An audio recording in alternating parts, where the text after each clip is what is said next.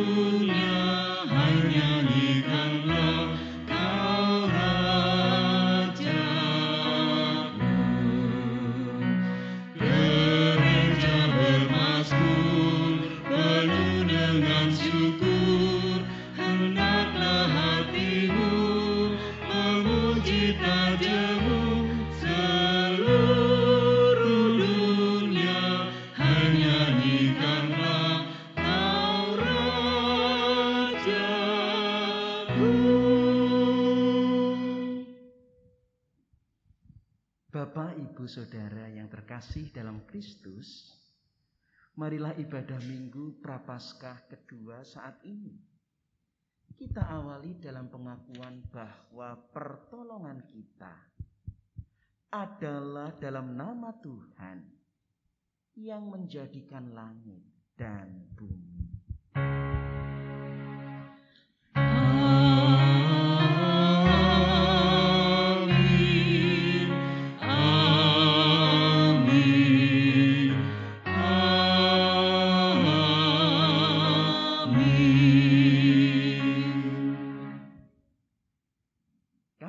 Karunia menyertai kamu dan damai sejahtera dari Allah Bapa kita dan dari Tuhan Yesus Kristus beserta saudara sekalian dan beserta saudara juga.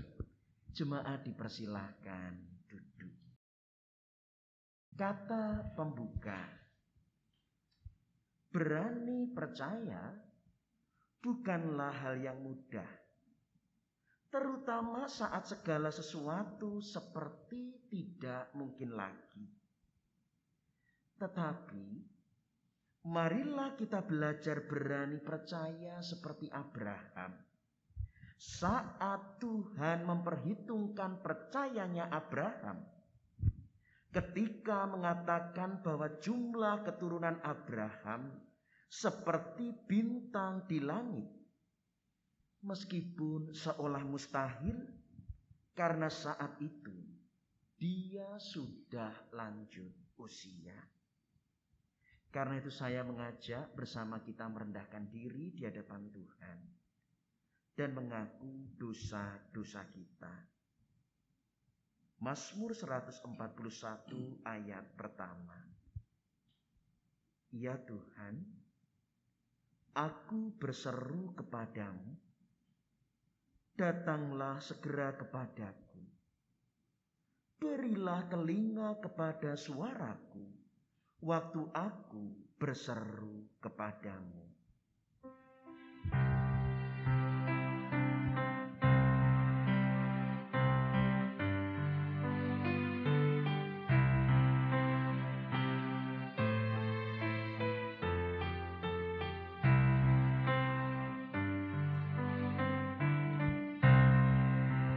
Suaramu ku dengar memanggil diriku.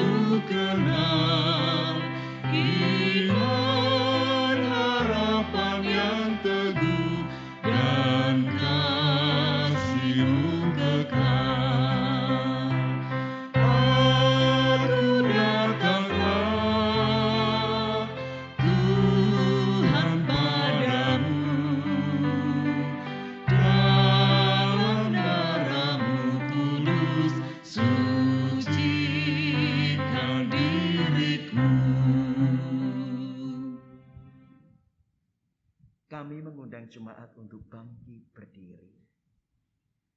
Berita anugerah bagi setiap orang yang sungguh-sungguh bertobat. Tuhan menyatakan anugerahnya. Mazmur 119 ayat 57 sampai 58 demikian. Bagianku ialah Tuhan. Aku telah berjanji untuk berpegang pada firman-firman-Mu. Aku memohon belas kasihan-Mu dengan segenap hati. Kasihilah aku sesuai dengan janji-Mu. Demikianlah berita anugerah dari Tuhan. Puji dan syukur kepada Tuhan.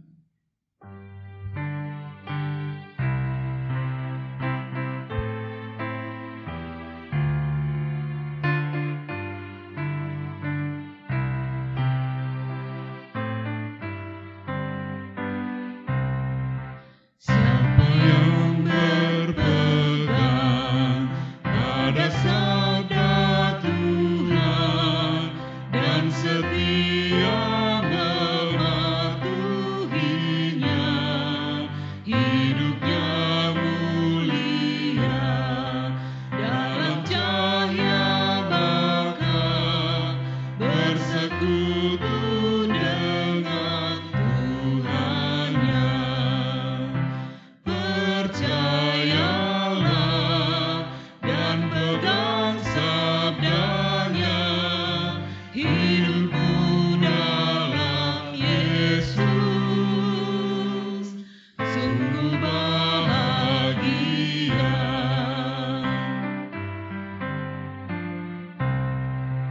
Bayang-bayang gelap kan dihapus lenyap oleh sinar senyum wajahnya. Rasa takut dan siap kan menghilang cepat dari yang berpegang padanya. Percayalah dan pegang sabdanya, hidupmu dalam Yesus sungguh bahagia.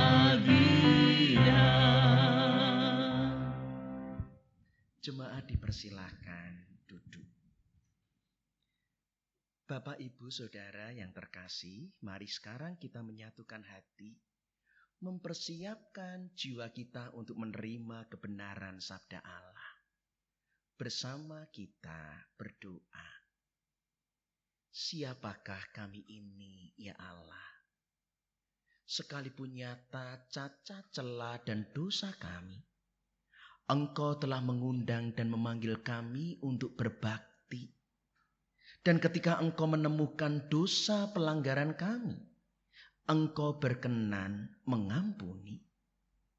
Sekalipun di tengah pandemik dan kesusahan, sekalipun kami lupa bersyukur dan berbakti, tetapi Engkau tetap mengampuni, memelihara, dan melindungi kami. Kami hidup oleh kasih setia dan kemurahan-Mu. Dan jika kini kami telah Engkau ampuni dan kuduskan, Engkau teguhkan kembali sebagai anak-anak-Mu, biarlah kami berjalan seturut dengan kebenaran firman-Mu, supaya dengan demikian segala rahmat-Mu akan kami beritakan dan kebaikan-Mu akan kami bagikan. Bersabdalah di tengah kami, kiranya kuat Roh Kudus-Mu membuka hati, pikiran, dan jiwa, sehingga kami dapat mendengar, menghayati, dan melakukannya. Engkau juga berbelas kasih bagi hamba-Mu ini yang penuh kelemahan, supaya Engkau urapi dan Engkau mampukan menyatakan kebenaran sabda-Mu. Biarlah kami semua bersukacita, karena kami akan hidup sebagai pelaku kebenaran sabda Tuhan. Bersabdalah, ya Bapa, Kami anak-anak-Mu siap untuk mendengar. Dalam nama Tuhan Yesus kami berdoa dan mengucap syukur. Amin. Bapak, Ibu, Saudara yang terkasih, bacaan Injil hari ini diambil dari Injil Markus pasal 8 ayat 31 sampai dengan 38. Yang demikian sabda Tuhan. Kemudian mulailah Yesus mengajarkan kepada mereka bahwa Anak Manusia harus menanggung banyak penderitaan dan ditolak oleh tua-tua, imam-imam kepala, dan ahli-ahli Taurat, lalu dibunuh dan bangkit sesudah 3 hari. Hal ini dikatakannya dengan terus terang. Tetapi Petrus menarik Yesus ke samping dan menegur dia. Maka berpalinglah Yesus dan sambil memandang murid-muridnya, ia memarahi Petrus. Katanya, "Enyahlah iblis, sebab engkau bukan memikirkan apa yang dipikirkan Allah, melainkan apa yang dipikirkan manusia."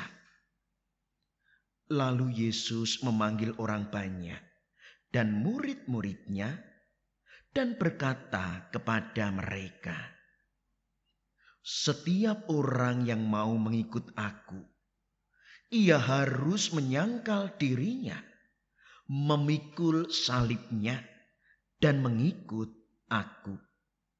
Karena siapa yang mau menyelamatkan nyawanya, ia akan kehilangan nyawanya. Tetapi barang siapa kehilangan nyawanya karena aku dan karena Injil, ia akan menyelamatkannya. Apa gunanya seorang memperoleh seluruh dunia, tetapi ia kehilangan nyawanya? Karena apakah yang dapat diberikannya sebagai ganti nyawanya? Sebab barang siapa malu karena aku dan karena perkataanku di tengah-tengah angkatan yang tidak setia dan berdosa ini, Anak Manusia pun akan malu karena orang itu, apabila ia datang kelak dalam kemuliaan Bapanya, diiringi malaikat-malaikat kudus. Demikianlah Injil Tuhan Yesus Kristus. Yang berbahagia adalah setiap kita yang mendengarkan firman Tuhan dan yang memeliharanya dalam hidup sehari-hari. Hosiana. Hosiana, Hosiana, Hosiana.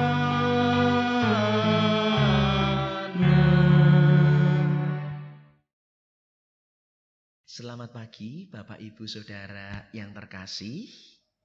Shalom. Tema kita dalam Minggu Prapaskah kedua ini adalah berani percaya.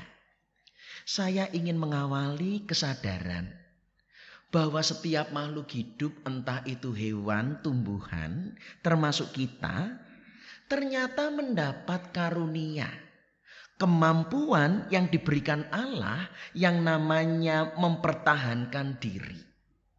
Apapun makhluk hidup itu selalu juga diberi hidup dan diberi kemampuan untuk mempertahankan hidupnya. Sehingga kita tidak asal hidup. Entah hewan, entah manusia, itu mampu berjuang untuk memenuhi kebutuhan hidupnya. Sehingga ketika terancam, kita bisa kemudian berani untuk melawan. Semut yang kecil saja diinjak gigit. Kalaupun kita terdesak dalam kehidupan, ketika kita terancam, kita pun juga tidak lalu pasrah. Kita pasti juga akan melarikan diri. Kita memilih untuk menyelamatkan diri dan tidak ada yang pasrah, apalagi mati konyol. Itulah kemampuan mempertahankan diri. Kalaupun terluka, kita pun akan terus berusaha memulihkan diri kita.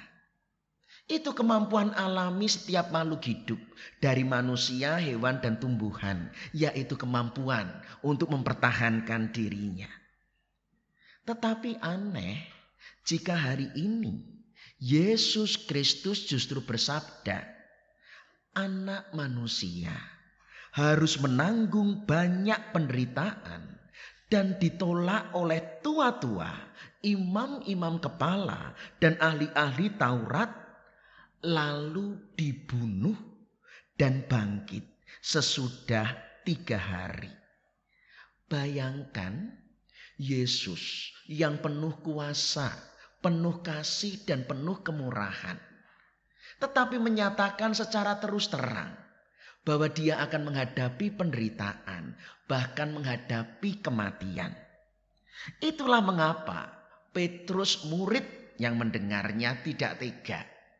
Dikatakan dengan jelas, Petrus itu sampai menarik. Jadi setelah mengatakan demikian, Yesusnya ditarik. Dan malah ditegur oleh Petrus. Walaupun di bacaan kita tidak diucapkan, di Injil Matius dikatakan kira-kira demikian. Teguran Petrus pada Yesus yang tercatat dari Injil Matius. Tuhan, kiranya Allah menjauhkan hal itu. Hal itu sekali-kali takkan menimpa engkau. Ini kepedulian Petrus. Ini naluri Petrus, aku tidak akan membiarkan itu terjadi. Dan kenyataannya kita pun harus berjuang untuk mempertahankan diri. Lucunya lagi, mendapat pembelaan, empati, kesetiaan Petrus, Tuhan Yesus bukannya kagum. Bahkan Petrus gantian dimarahi di hadapan murid-murid yang lain. Enyahlah iblismu. Petrus dipanggil iblis. Sebab engkau bukan memikirkan apa yang dipikirkan Allah, melainkan apa yang dipikirkan manusia. Kalau lihat kalimat ini, oh berarti iblis itu pikirannya podo karo menungso. Itu teguran Tuhan Yesus Kristus kepada Petrus. Apa maknanya? Lah yang dinyatakan Petrus itu kan naluriah seperti yang saya katakan di awal. Dan lambang kesetiaan Petrus itu siap membela Yesus. Kok malah ditegur, bahkan dipanggil dengan sebutan iblis, enyahlah.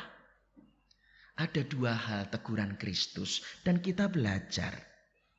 Pertama, ada bahaya ketika kita manusia merasa tahu yang terbaik untuk diri kita sendiri. Benar, ini tubuh kita, ini kepala kita, ini pikiran kita. Benar, ini milik kita. Tetapi jangan pernah menyangka kitalah yang paling mengenal diri kita sendiri.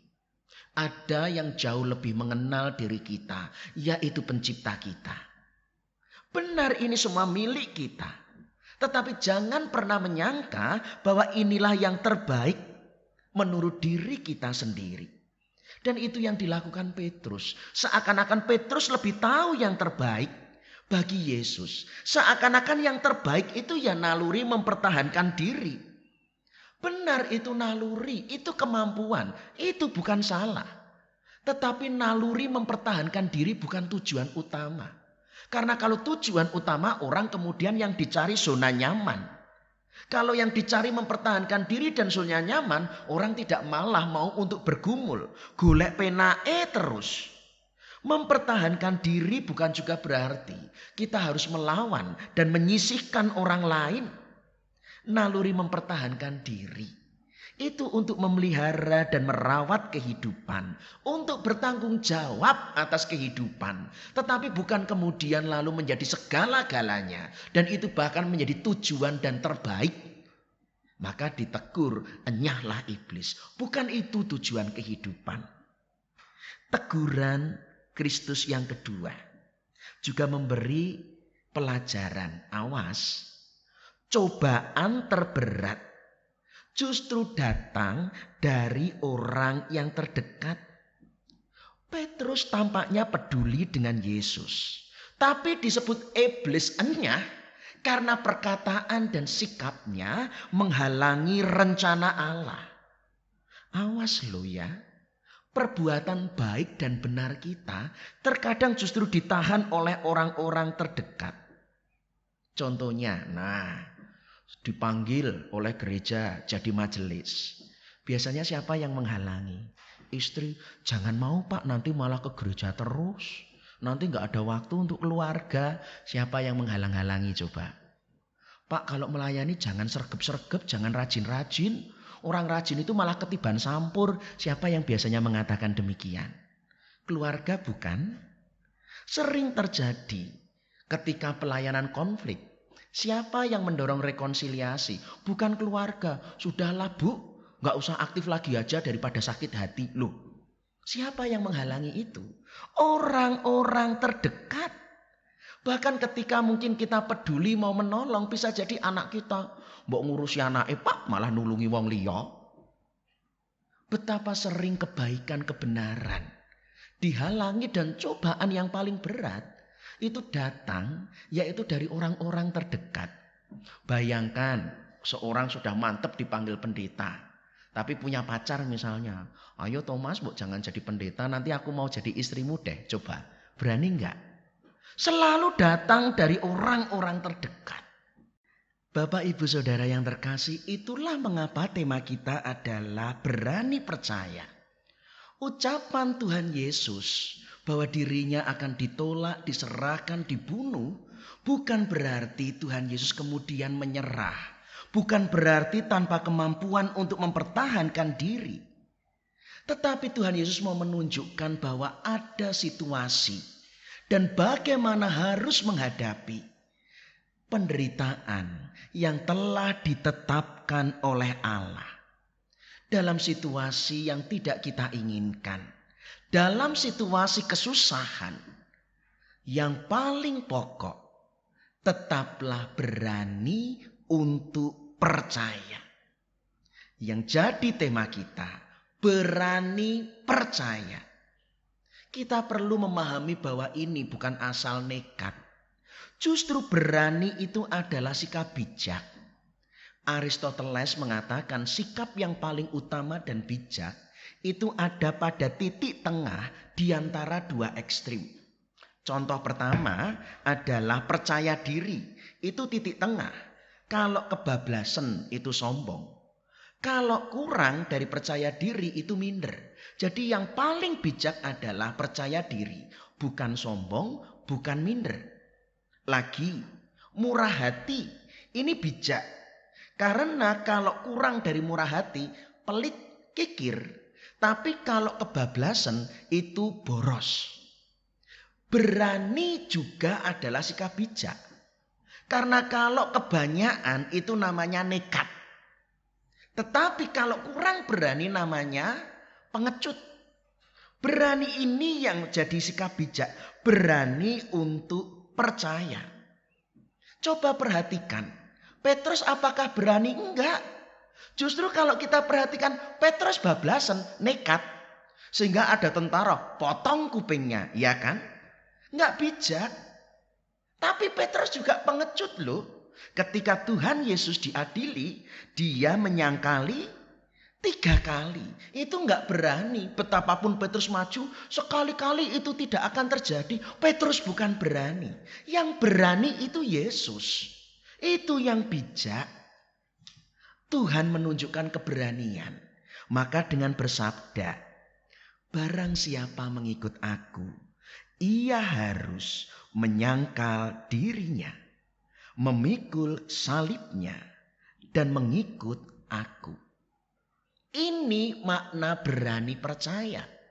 Apa itu? Perhatikan satu persatu. Pertama, menyangkal diri adalah keberanian hidup. Ternyata yang namanya berani itu bukan wani misuh, wani bales, bukan itu. Itu gampang.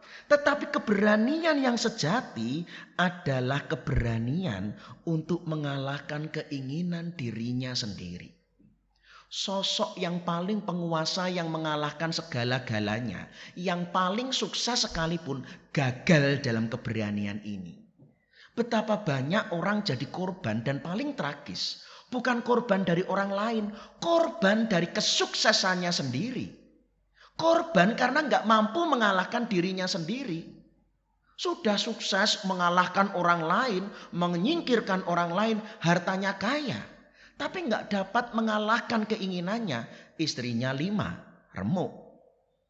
Karena nggak dapat mengalahkan itu keberanian sejati. Yaitu keberanian menyangkal diri. Keberanian mengalahkan keinginannya sendiri. Mengalahkan orang lain jauh lebih mudah. Daripada mengalahkan keinginan sendiri. Kedua, memikul salib. Keberanian bukan sekedar berhenti mengalahkan diri. Tetapi dengan memikul salib, keberanian yang paling Tuhan harapkan dan paling berani secara iman itu berani berkorban. Dan ini juga susah. Betapa susahnya orang sulit untuk berkorban. Salib itu lambang taat. Betapa sulitnya orang juga berani untuk taat. Setelah saya seorang perokok, setelah saya membaca bahaya merokok, kini saya bertekad untuk berani dan berhenti dari membaca, malah merokok. Ayo karena seperti itu. Banyak orang tidak mau memikul salib karena tidak mau taat, tidak mau berkorban. Dan salib lebih hebat lagi, lambang pengampunan. Keberanian yang Tuhan harapkan adalah keberanian mengampuni, memulihkan. Membalas itu malah merusak. Tetapi memikul salib adalah keberanian memulihkan, keberanian untuk taat kehendak Tuhan, dan keberanian untuk berkorban. Ketiga, mengikut aku. Ini lebih berani lagi. Jangan hanya mengalahkan diri dan bukan hanya berhenti pada pengorbanan, ketaatan, dan pengampunan. Dengan mengikut berarti meneladani Yesus. Yesus mau mengatakan kalau engkau berani, bukan hanya mengatakan aku Kristen, puji Tuhan, haleluya. Bukan Kristen-Kristen yang secara maaf, atribut, wah aku berani mengaku Kristen, kalungan salibnya gede tekan ngisor mudel. Ora penting. Tetapi dengan mengikut, jika engkau berani peragakan dirimu seperti Kristus, itu baru berani. Memperagakan Kristus dalam kehidupan. Kenapa? Kalau engkau memperagakan Kristus dan kita telah lihat buktinya, hidupmu pasti berdampak. Pasti berdampak. Orang yang hidupnya nggak berdampak, banyaknya munafik. Sekalipun sudah kelihatan rohani, kelihatan alim, kelihatan gereja sibuk, kalau munafik nggak berdampak. Memperagakan Kristus, itulah arti mengikut aku. Itu keberanian yang Tuhan kehendaki. Bukan asal berani seperti Petrus yang ternyata nekat sekaligus pengecut. Bapak, Ibu, Saudara yang terkasih, kesimpulan kita lihat. Berani percaya. Tuhan mau mengajarkan pertama, bahwa kebenaran tidak boleh dikorbankan untuk mempertahankan diri. Maka Tuhan mengatakan dan bersabda, siapa yang mau menyelamatkan nyawanya akan kehilangan nyawanya. Kebenaran yang utama dan kita harus siap membayar harga kebenaran. Bahkan termasuk kita kehilangan sekalipun. Tetapi kebenaran selalu menuntut harga seperti itu. Kesimpulan yang Tuhan ajarkan kedua, pengorbanan justru menjadikan kehidupan berguna dan bermakna. Maka Tuhan bersabda, barang siapa kehilangan nyawanya karena aku dan karena Injil, ia akan menyelamatkannya. Bapak Ibu, peso setajam apapun kalau cuma disimpan terus gak ada gunanya. Gambaran garam dan terang itu sangat jelas. Kalau kita dijadikan terang, itu ya mau harus diletakkan di tempat gelap. Dan mau terbakar sampai habis. Justru pengorbanan itu ada artinya. Tapi kalau mau jadi lilin awet, disimpan terus gak dipakai ya utuh, neng melempem. Gambaran garam itu jelas. Ditempatkan di tempat yang tawar. Tempat di tempat asin malah bikin hipertensi. Dan yang namanya garam itu dipecah.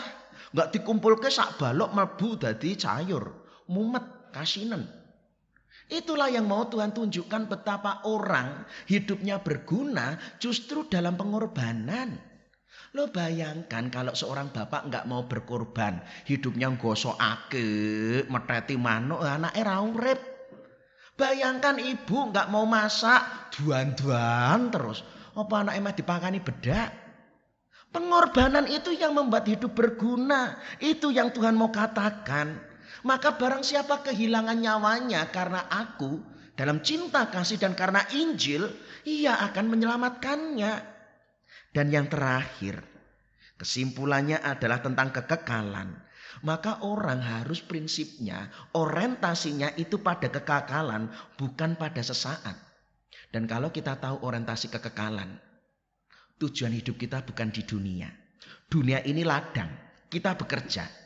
Loh Pak, kalau dunia ladang rumah kita pada Tuhan. Jadi kalau mati tidak takut, kenapa? Pulang ke rumah kok. Kalau mati malah senang, tugasku selesai kok.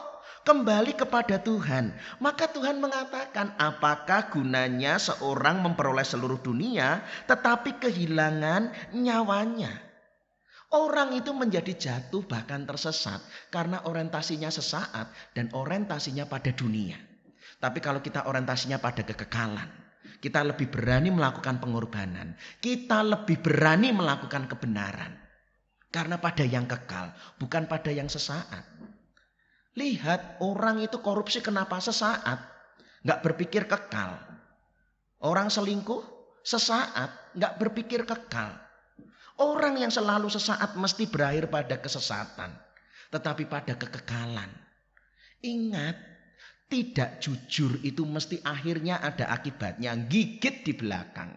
Maka kalau mau kekal, dari arah dulu kekal. Baru dimulai dari sekarang. Kekekalan itu orientasi hidup. Bukan pada dunia, tetapi pada kerajaan Allah. Bapak, Ibu, Saudara yang terkasih di dalam Tuhan Yesus Kristus, berani percaya.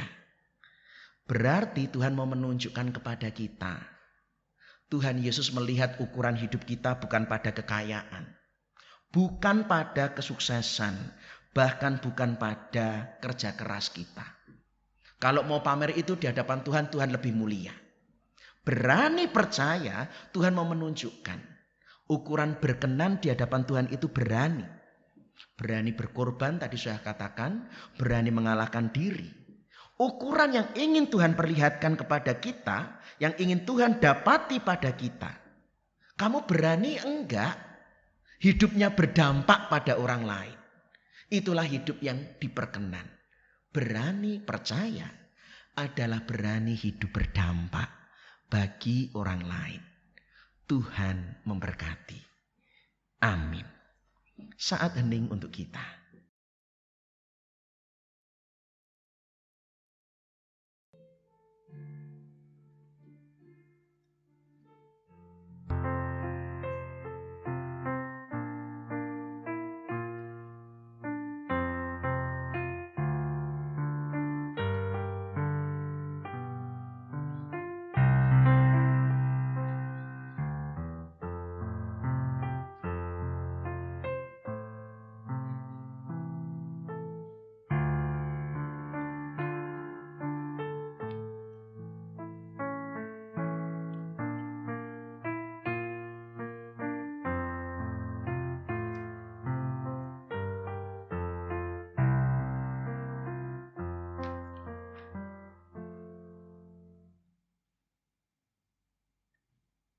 Bapak, Ibu, Saudara, kami undang untuk bangkit berdiri.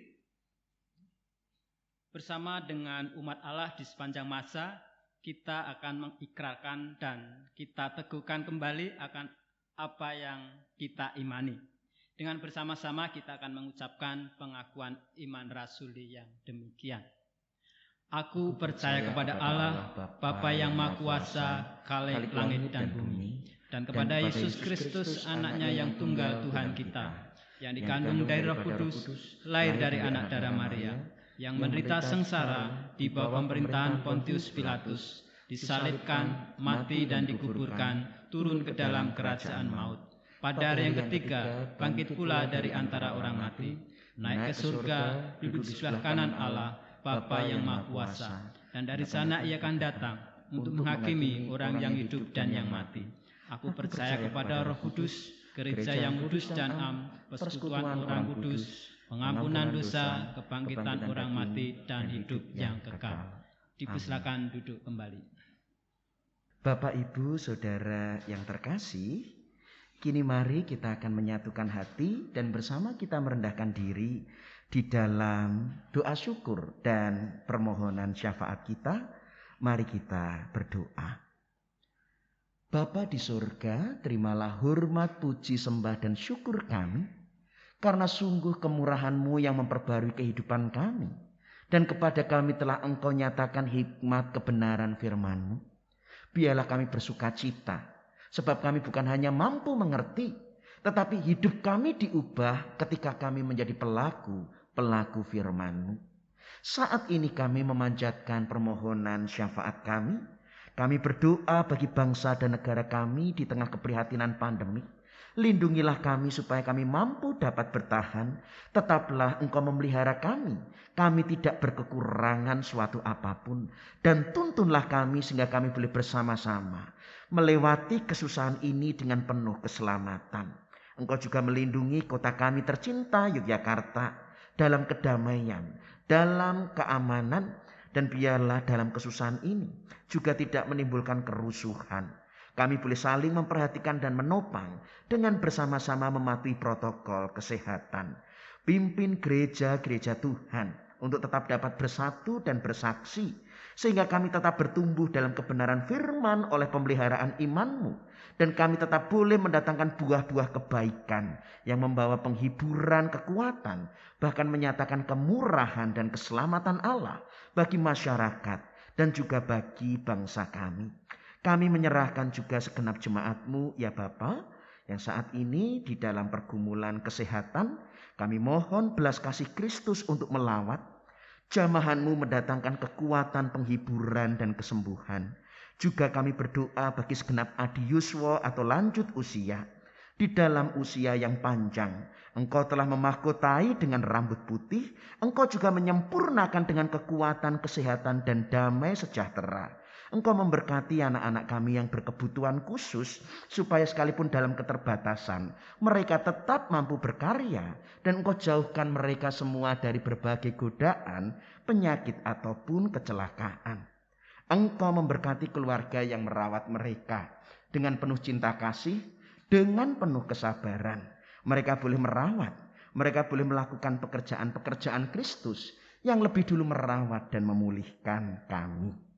Bapa, kini kami juga berdoa bagi jemaat Tuhan yang saat ini Engkau rahmati dengan usia ulang tahun kelahiran. Bagi saudara Kristiani, bagi saudara Leonard Aditya Fernando Mani, bagi saudari Angelina Cynthia Devi Setiawati, bagi Ananda Elizabeth Diah Suryani, bagi Ibu Lani Wati, dan bagi Bapak Ibu Saudara yang tidak dapat kami sebutkan satu persatu. Engkau karuniakan umur yang panjang, supaya kami merayakan kehidupan, bahwa kehidupan kami seturut dengan rancangan-Mu, maka biarlah kami semakin taat, dan segala kemuliaan-Mu memenuhi kehidupan saudara-saudara kami yang berulang tahun.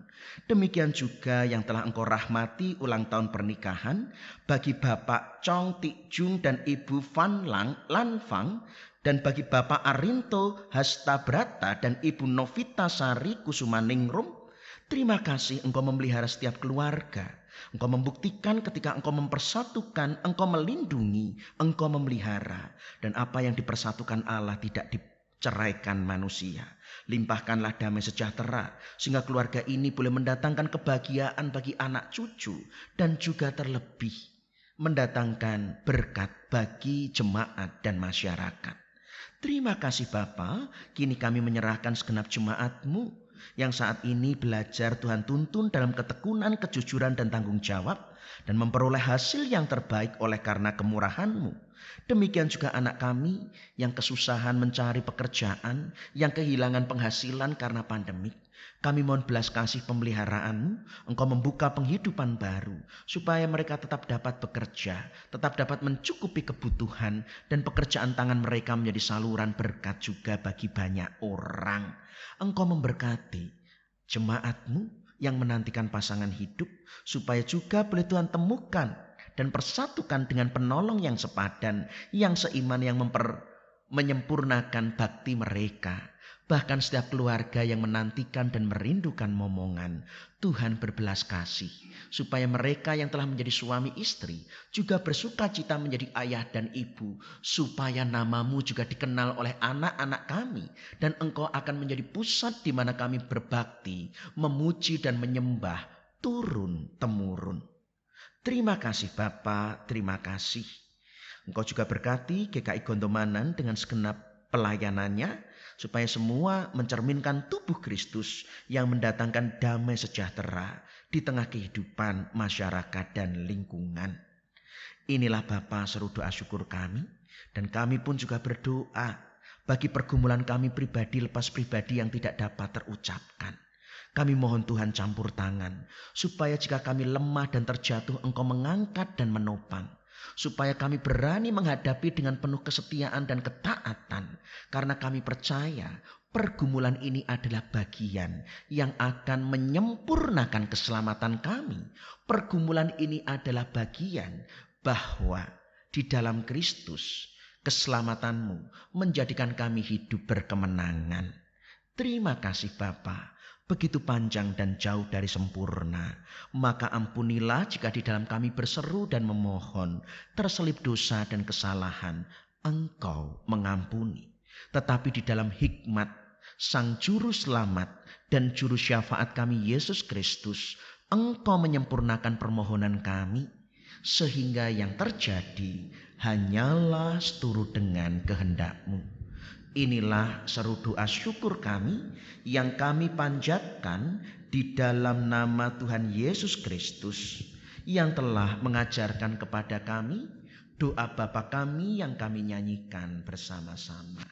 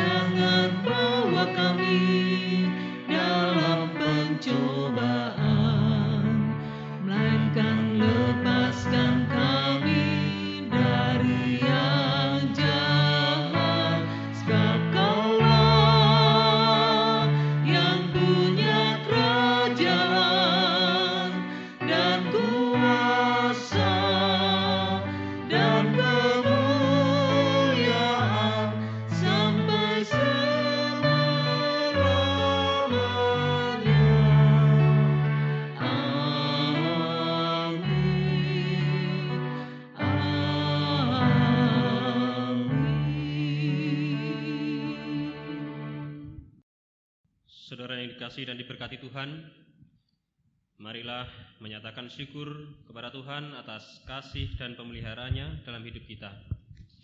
Dengan mengingat Mazmur 136 ayat 26, bersyukurlah kepada Allah semesta langit, bahwasanya untuk selama-lamanya kasih setianya.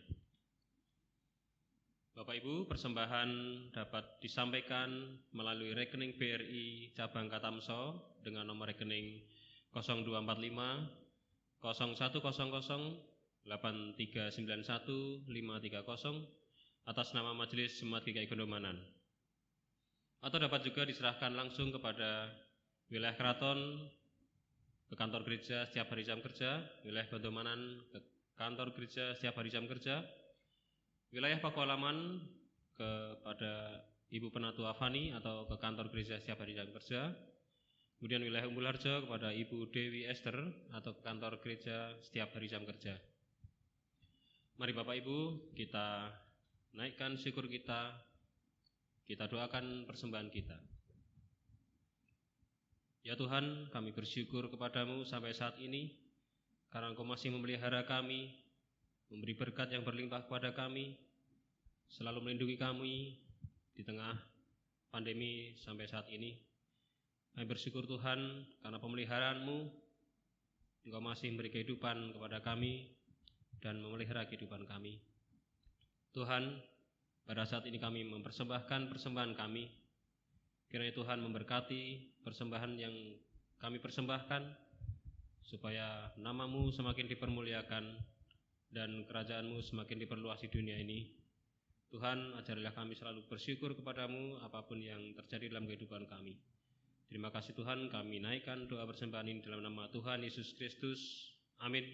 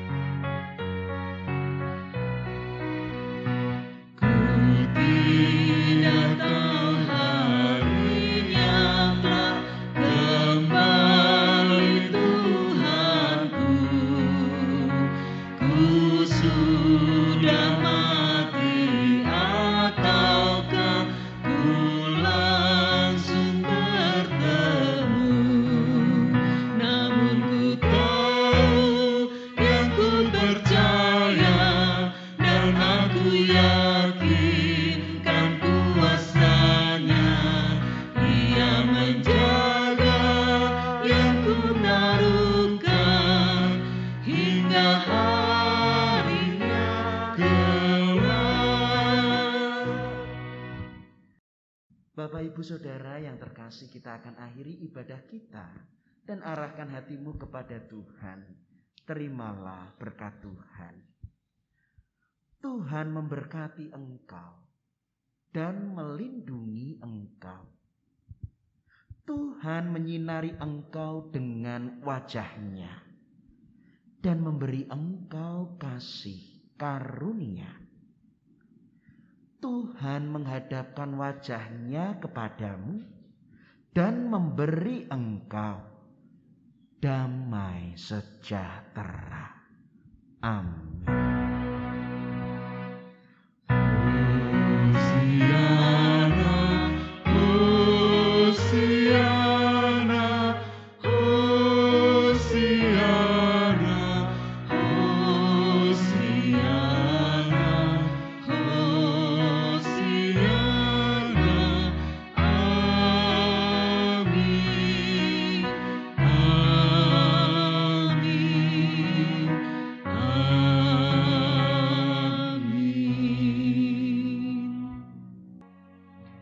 Majelis Jemaat GKI Gondomanan mengucapkan selamat hari Minggu.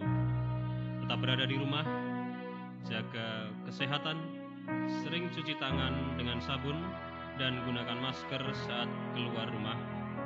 Tuhan Yesus memberkati. Amin.